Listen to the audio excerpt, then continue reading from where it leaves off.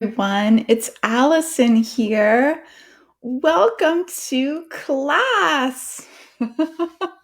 I'm so excited to, oh my goodness, talk about one of my favorite things. This is really exciting and honestly, it's this time together that I'm so looking forward to really delve into some of these deeper concepts in the the life, the work of Hildegard of Bingen and how it really feeds and nourishes our own the unfolding process of our own lives and creativity and vocation. So if you are here, I want to make sure that you can hear me. So if anyone would just say hi in the comments and let me know that you can hear, that would be fabulous. I will try to get that chat available. So I'm just going to take a minute to double check that. I'm using a streaming service and want to make sure that I can chat with you. Oh, good. Hi. It just says, whoever says hi, I can hear you. It says Facebook user. I'm sorry if I can't see your names. Oh, well, here we are. It's so great to have you. Yes, I'm so glad. So, my friends, I have a beautiful, beautiful topic. It is, oh,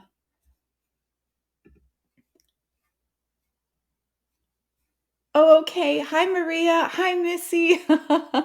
So Maria's on Facebook.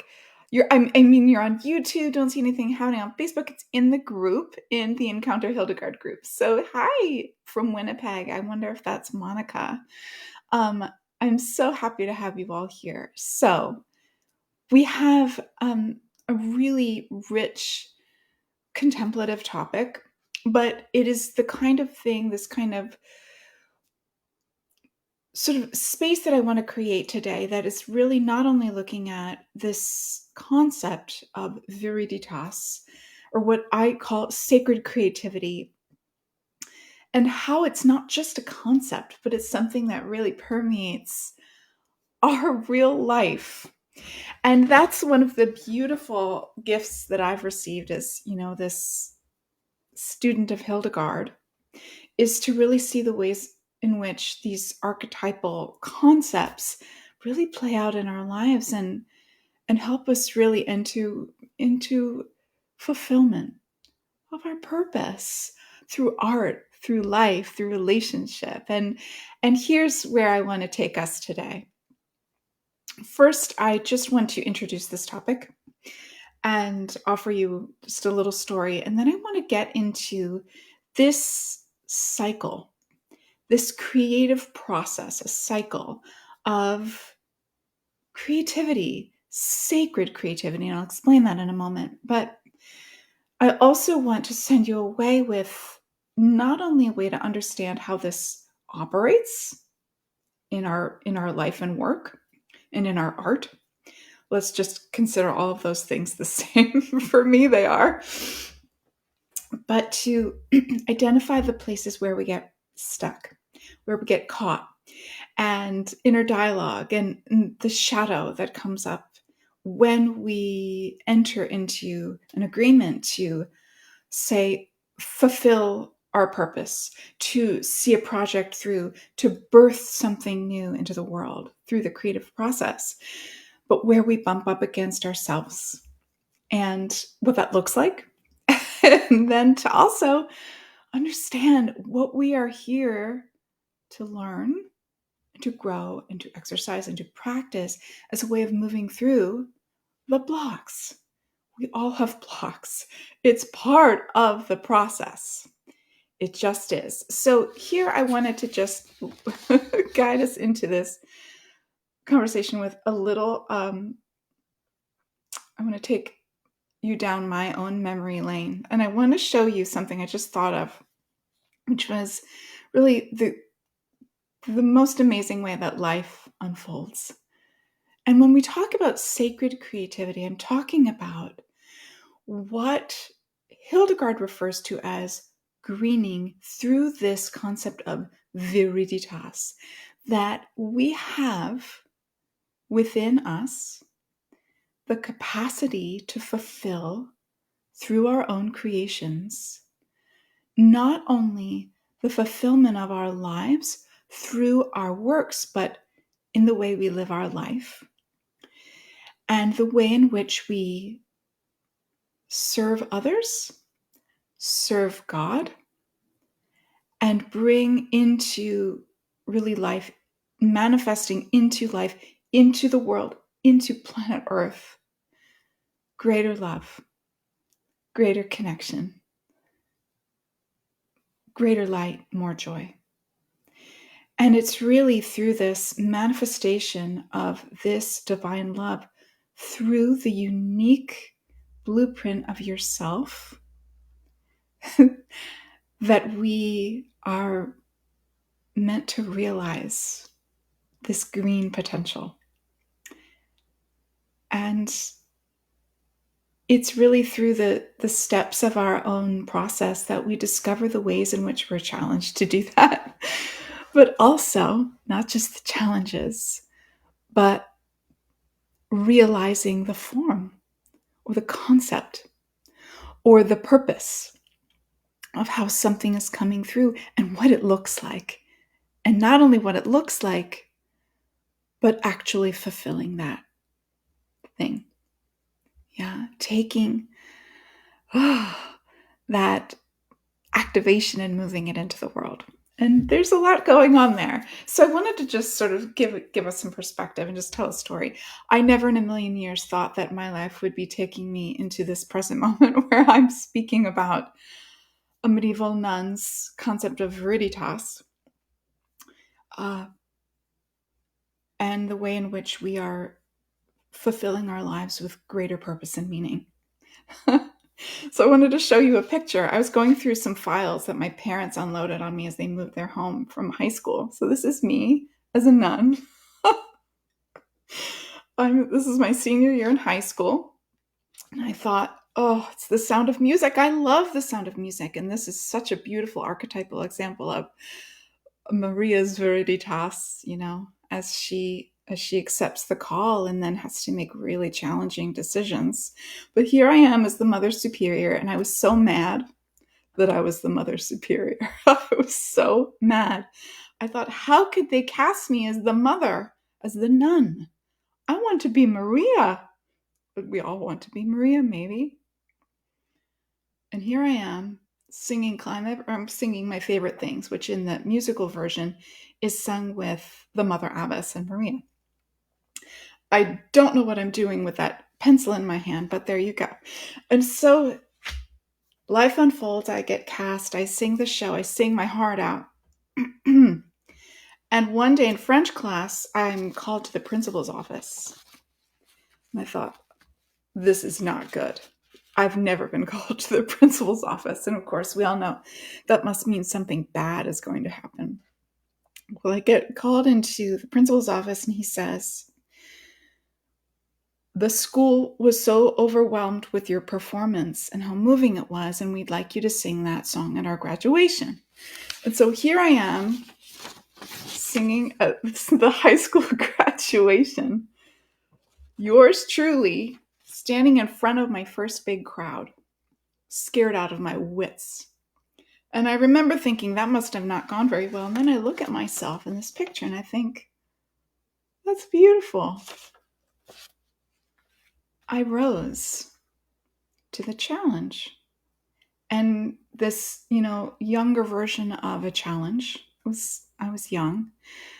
But again, just sort of being reminded of the ways in which we are called to rise up and bring forth our own unique message.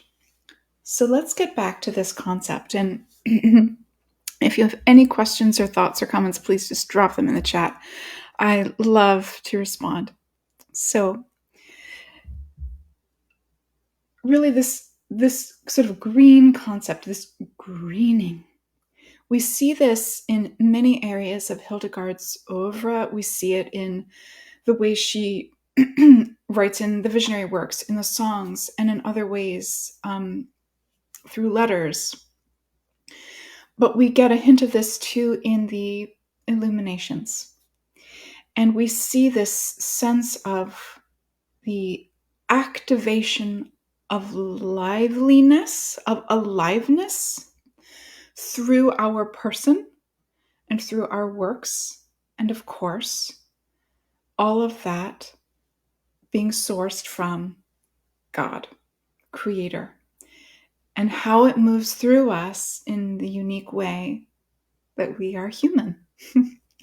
And I would add to that, of course, who you are as you. Yeah, a unique blueprint that is you. And we see this certainly in the way that Hildegard's life unfolded. And I often look at her biography as another blueprint. Yeah. We also see this in the example of Mary at the Annunciation. And this is a wonderful example, and I want to jump into that for a moment. It's another sort of archetypal understanding of the creative process, the sacred creative process of heeding a call, receiving, and responding. And here's what I mean. That when it comes to manifesting your own creative spark, your own creative potential into the world, we have at first this seed, the seed that is you, that is what is in potentia. Yeah. And there we have this spark, and the spark is, it's time to create. It's time to do something. It's time to move. And the first step really then is what I see in this process is being open. Are you open? And now taking the example of Mary being the most humble person and to be a grateful and loving servant of God. Now, you may or may not respond to that archetype, and that's fine, but it's something that we know and understand. She was open. And in that sense, what I mean is, and I'm going to translate this into our lives, how are we open to our own creative unfolding?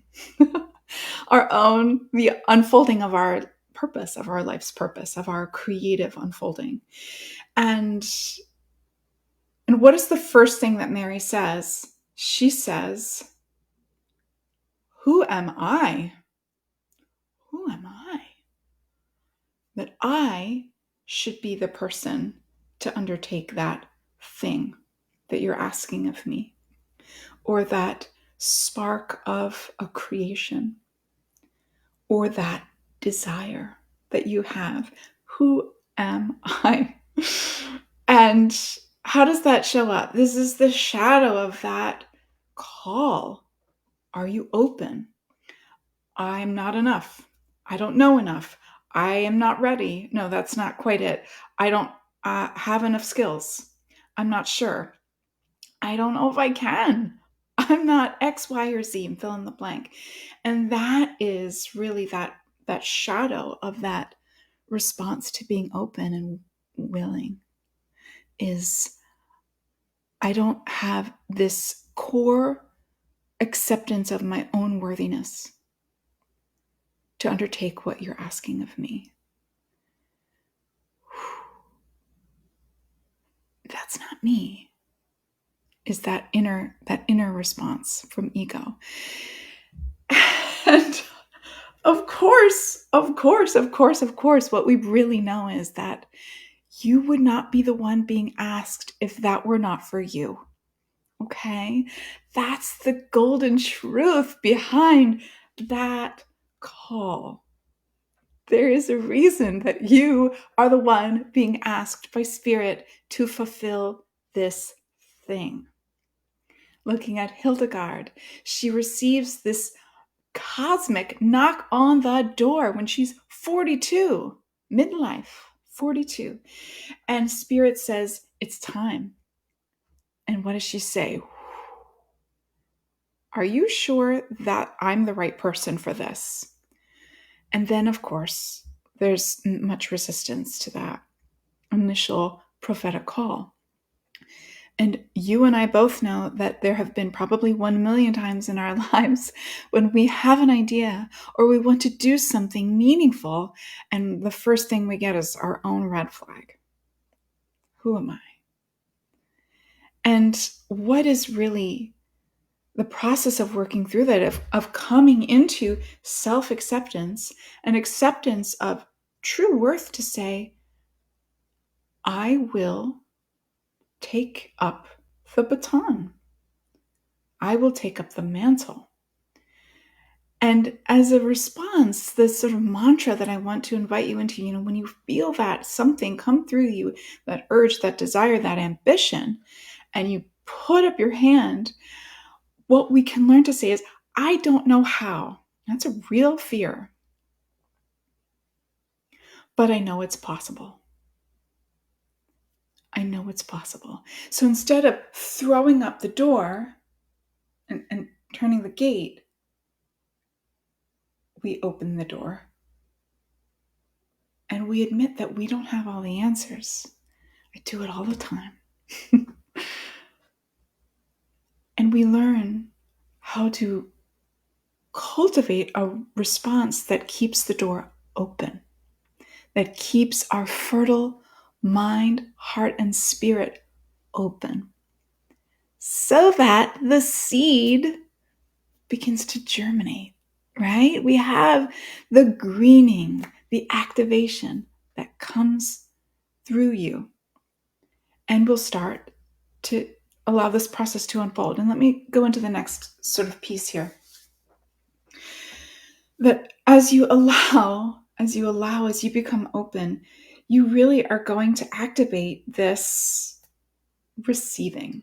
And that's the second sort of piece of this cycle of, allowing the sacred to move through you. That you are now in a state of receiving, to think about becoming this container for intuition, for guidance, for the way in which you are going to start to gain clarity and guidance, and to really understand how whatever it is that you are desiring is going to take form, right? It's the what and it's the how. I have an idea. I don't know what it is, and I really, really want this to happen. And now we allow ourselves to begin the unfolding, and how it comes through what I call sacred mind. Because the shadow or the resistance, hello from Löwenstein, Germany. Oh, I wish I could see your names, my friends. I'm going to have to figure that out. But here we are talking about when we are open, we are going to start to receive the guidance and the insights and the inspiration for moving that creation into form. Yeah. This is how we start to cultivate. We start to bring into our field what is going to be unfolding according to your desire, and you're heeding that call, right? So, oh my goodness, what happens here, and this is a very, very, very, very common thing. When we start to get all the ideas, we become a little impatient. And our mind is like, let's get it going. Why isn't it here yet? I should have this all figured out. And that shadow response is all going to stem from the conditioning of our mind. And the mind is going to say, what's going on here? And what happens? We start to experience doubt. We lose inner trust. And because we're sort of using our mind, which is the way we have been conditioned to do everything, to start to suss it all out, we start to lose trust in that process of receiving wisdom, guidance, clarity, inspiration. all of these concepts, of course, that are associated with the divine feminine. And indeed, the act of receiving is this aspect of yin, that which is the feminine, that which is, we become the receptacle of the creation through our own creativity. It's very, very beautiful when you just allow. And unfortunately, we think time's a wasting. All this allowing, it's taking time. And I don't mean 3 years or 10 years. I mean just space and time. Or rather, timelessness. That we sort of purposefully ignore the imaginary clock ticking over our heads so that we have that space, that inner space, to allow the beautiful unfolding or flowering of what is coming through us. Timelessness. And, the key shadow theme really of being in a space where you're able to allow that to come through you is that impatience. And, on the other side of that, how we really trust, how we really know, to know that something is really destined for us, or is really going to be the form. And I think a lot of creatives are really, really attached to, what does my creation look like, smell like, taste like? How many players, how many pieces of paper, what are the chapters? Like, it's all about the form. And here we cannot rush the form, but rather be the open vessel for that beautiful crafting process to be allowed to come through. And when you do, it is a holy miracle that your mind just cannot understand. And if that makes sense, I'm glad. Hi, Ava. I'm so glad you're here. So, my friends, really getting into this understanding that in order to have this process of unfolding, we learn how to be open. I'm pointing here to my crown, how to be open and how to receive. That we set aside the busyness of the mind and the impatience of the mind. And we practice this skill. And the skill is learning how to consciously embody your intuition. Yeah. On top of that, how to integrate your mind with your body and your spirit. That's the mind, body, spirit. That's the trifecta that we all seek. I'm glad, Maria. Thank you. So to be able to grow in trust, and my friends, I think something that I've really learned is not how to succumb to doubt, but to spy it for what it is. That doubt, in some ways, it's like a guidepost.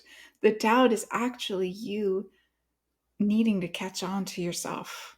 I am putting up some kind of preconditioned notion that I should have this freaking figured out already.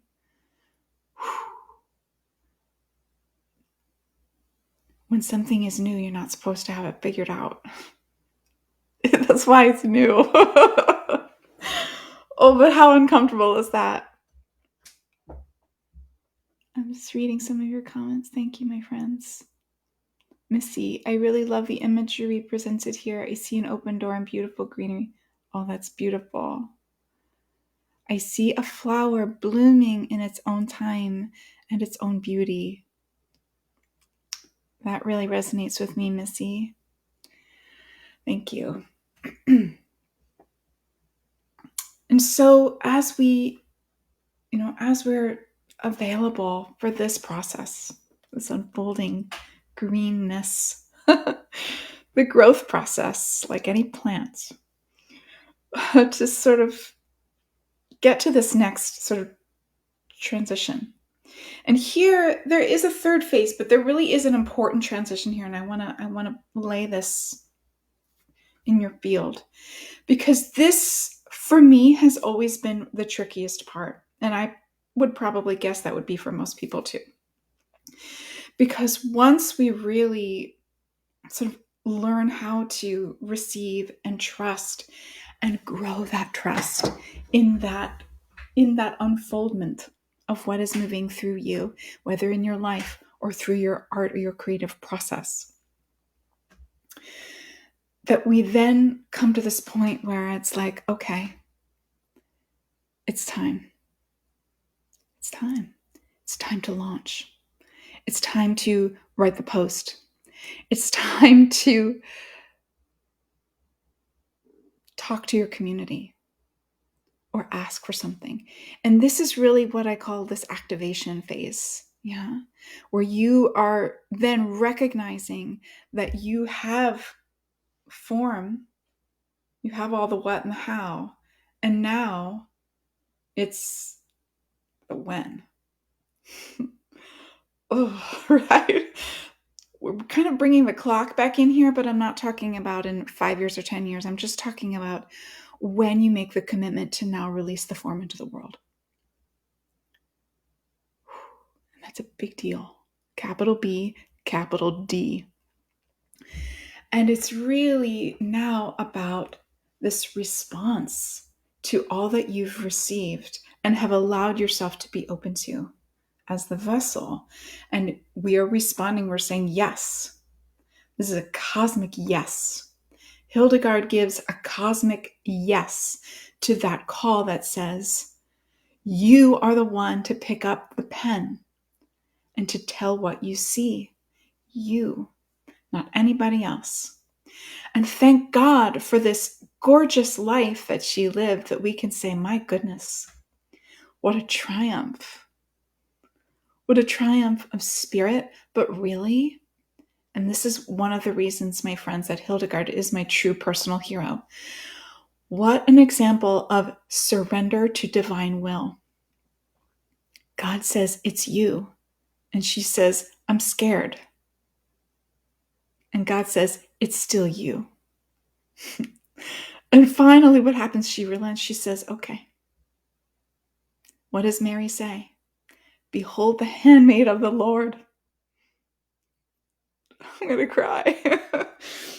That's a beautiful moment to say yes. And then what happens? You say yes. You could say no. And sometimes we say, wait a minute.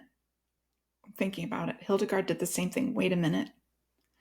I really need to check this. Is it safe to proceed? And here, I think the word safety is really important here. When we finally respond to what that call is, and it is time to move from the inner world into the outer world. That's the transition from yin, to receive, to yang, to act. And to move that creation through the threshold into the world, that membrane. What happens then? We are really going to see this manifestation come into fulfillment. And that's honestly the most fun part. But it's also the most terrifying, as we all know. Like really coming out into the world. And what happens? What happens? This is when, the shadow side of that response of moving into the world, it is just capital F, fear. This is deep egoic fears. This is deep shadow that's going to say, careful. And if you think about Hildegard, there really were consequences to doing what she was doing. There were consequences of being branded as a heretic, of death, of punishment. Now, we here in the 21st century don't have to worry about being burned at the stake. Thank God. Thank God. But those fears are still deeply embedded within us, in our collective, in our DNA. We are scared of rejection and punishment and betrayal and succeeding and failing. And we are freaking afraid of change. right? Who am I when this happens? Because I'm not going to be the same. And I don't know what that looks like. And again, it's this fear of the new. I don't know what I'm going to be. And I don't know if it's going to succeed. And who am I and what will people think? Right. And that really comes up into this sort of timeline where we hit that activation phase and then we want to move out into the world because we know we have to. You know you have to. But you meet that waiting and the frustration ensues. That you want to. And that sort of shadow theme is just frustration. Until you say another yes. And you surrender your own will, or rather the will of the ego, to God's will. And that is a deeply sacred moment. And that is a moment, if only we had more practice in this moment, where you feel this rush of love and support from spirit, from the universe. And it's a reminder and a reassurance that it's okay, kid. It's okay. You're doing well. You're doing well. And we know that beyond that point, as we've responded, we keep practicing coming into that space where we meet fear. But on the other side of that fear is the cultivation of your own knowing through faith. That trust in self is relying in trust in spirit and God. And that we learn how, and this is the practice, that we cultivate that inner wisdom and that inner knowing. And we continually come back to that as a touch point. We've learned that the mind isn't the place to go. And we continually practice coming back into that place of knowing. And yes, we are moving, we are in action, there's the wind in our sails, but we're also not rushing. We're observing ourselves from this beautiful neutral place where what is unfolding. And if you are a saint, you may be practicing not being attached to the outcome. Good luck with that. It's really hard. but having faith in this process. And that's the most important part. That we surrender to the process of this creative unfolding. And that indeed, when something that you desire in a truly sacred way that is sourced from God or your higher self, that we do enter into this commitment to life, to the creation, to the unfolding, and the fulfillment, ideally. And my friends, that is a calling. And it is also capital W work, deep work, to be in the space of that unfoldment. I think that's a word. I just made it up. And when we do, the satisfaction at the soul level, not only the personal satisfaction, but the understanding that this work, as we receive internally, is also being received externally. And that the world is going to indeed benefit. And yes, that may be one person, or it may be 1 million people. It's easy to get attached to those things. But it really is about you. Really, I want to sort of bring this back, that you are the vessel of the sacred work. And you may or may not have every single tool right now to make that perfect. However, it is more important that you honor the fact that you are the vessel and that what you desire is the seed, and what is all of you is that potential for that to blossom and grow and be fulfilled and serve through the unfolding. And that is indeed a sacred process. I use Hildegard and Mary as, again, like archetypal examples because we know them and we love them. But it's also understanding yourself and knowing your sticky spots. Yeah. And being patient and kind and compassionate through the unsticking. But my hope today, my sincere hope, is to be able to extract some parts of this process so it doesn't just feel like you're underwater and messing up or having a hard time, but to really be able to see the different aspects of the process and to understand and to know where you are and how you may need a little help, or how you may unstick yourself or talk to someone that can help unstick you, because sometimes we all need that too. So it's really about this unfolding of desire through you in honor of the sacredness of who you are and honoring the God above and the godliness within you.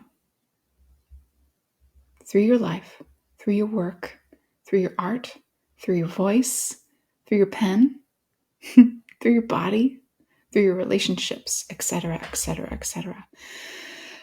That for me is the nature of Viriditas, aliveness, sacred aliveness through the unfolding of our lives, which are a creation, in addition to our creations. And they dance and interweave together, which is a lovely thing. So, my friends, this is the first of this series of classes, because I think it's really important work, and I love to understand Hildegard's works in a new way because they teach us so much, but it also really teasing apart these concepts so that they are understandable, digestible, actionable, realizable. And I was thinking of calling this sort of time like a green class. I'm not wedded to that yet, but it's a class nonetheless. And I also want to invite you to offer any questions or any other observations. And what I also invite you to do is to take a moment, whether now or at another time, to acknowledge like how far you've come. I'm just going to hold this up again. To acknowledge who you've been and what you've done and how did that feel? And to know that you've been in a place where that's happened before, and how is that showing up right now for you? Because there is no time like the present to activate your desire into the world. Yes, thank you so much for being here with me. This is truly a joy, and I invite you to comment either now or later if you have something that comes to you, or send me a DM if you have an idea or something that is coming to you, and I want to send you a blessing on your own unfolding and wish you all the best, and to see yourself as the plant that is unfolding in its own beautiful way. Judgment from others can be so devastating and paralyzing. I couldn't agree more. Indeed. So judgment from others is going to really, that stickiness that we feel is going to really come into some deep wounds of the ego. And that's the place where we can really learn how to protect ourselves by holding back. And that definitely will cause so much resistance or drag in the creative process because we've got that loop, that fear loop. And so it's learning how to come out of the loop that is coming up, bubbling up from the ego, but that's coming through in thoughts and thought blocks too. It's coming into union with spirit and ultimately reckoning, with shadow of things people said. Oh my God, speaking of high school, what a terrible time. We all have the places where we've received conditioning and learning how to move through. And that's the way through. You're welcome. The blessing of the unfolding, the process, yes. Thank you, everyone. I'm so grateful to spend this sacred time with you. Makes me so excited. And I am planning next week a song class. So we'll look at one of Hildegard's songs and we'll have more details about that. And I'm so grateful for this time in union with you. And I'm sending you another blessing. Be well. Go forth. Create in your own life. I believe in you. Blessings, everyone. Bye.